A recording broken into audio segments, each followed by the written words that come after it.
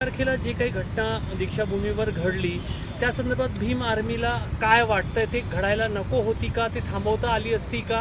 आणि सध्या काय भावना आहे? भीम आर्मीला ती घटना थांबवायची होती. दीक्षाभूमीच्या कमिटीला देखील आम्ही 29 तारखेला कळवलं होतं की इथं 1 तारखेला उद्रेक होण्याचे चान्सेस आहेत.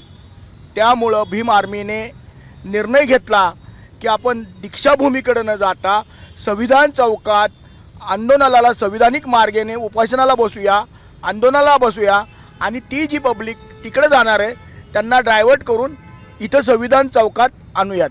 ह्या अनुषंगानं आम्ही संविधान चौकात आंदोलनाला बसलो आणि अमरण उपोषणाला बसलो. तिथे जे काही झालं फार दुर्दैवी झालं ते घडलं ते. बघा, तिथं जे झालं त्याचं आम्ही समर्थन करणार नाही, कारण दीक्षाभूमी ही पूर्ण भारतीयांचीच नाही तर जगातील आंबेडकर अनुयायांची आस्था आहे आणि त्या ठिकाणी जी झालेली जाळपोळ आहे त्याचं आम्ही समर्थन नाही करणार. एबीपी माझा, उघडा डोळे बघा नीट.